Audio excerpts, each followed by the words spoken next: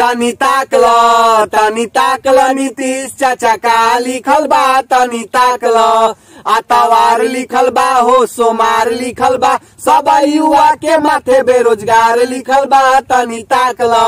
तनी ताकल बिहार के का हाल बा, तनी ताकल अपराध बढ़ल बा, भ्रष्टाचार बढ़ल बा, होता बालिका गृह में बलात्कार बा। तनी लाज कर चाचा गलत बात बा, तनी लाज कर। सबके टूट गई आस, अब होई ना विकास, जवन बाचल खुचल बाटे ओकरो करब सत्यानाश। सबे जान गईल ताहर नियम कानून, सब झोल झाल बा, सबे जान गईल।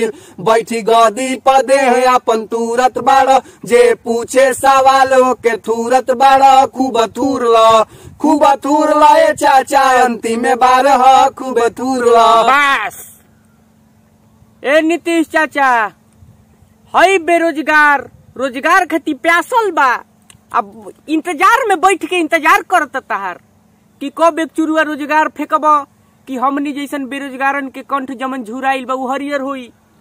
चाचा ए नीतीश चाचा, रउरा का करे आई रही या का करत बानी, आ सब जनता के विश्वास पे पानी फेरत बानी।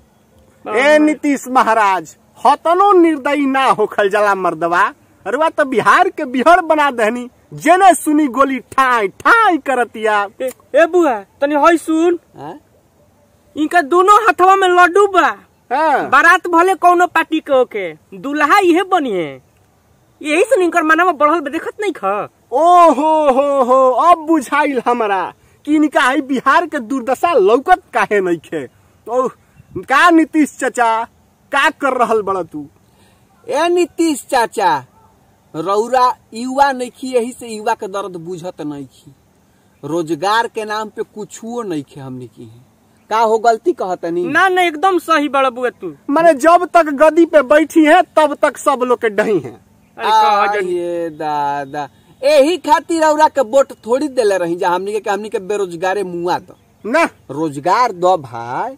आँखिया से लौकत आई का? हाँ वो चश्मा पहने ला, कुछ मत बोल, खिसिया जाइए तब मारे लगी है तब बढ़िया दी है। इहो बात बा, पिटवाई बा का हमनी के तू? इहो बात बा। हाँ तुरंते डीएम भेजले। हाँ ए नीतीश चाचा, एगो बात जान ली, हमनी के रोवा रउरा के शराप देता।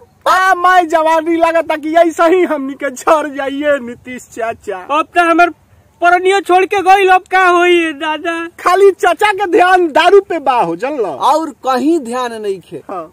चाचा तो साफ अपन अखिए मुद लेले बने, इनकरा कुछ लौकते नहीं के। अब देखा बिहार में भ्रष्टाचार, अपराध, बलात्कार का बढ़ता, इनकर खाली ध्यान कहाँ बा?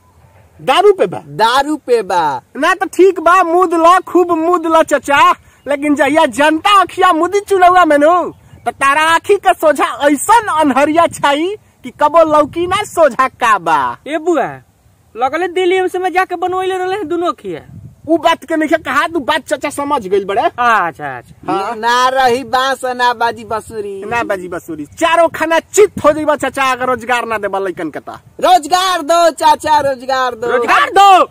रोजगार चाहिए हमको।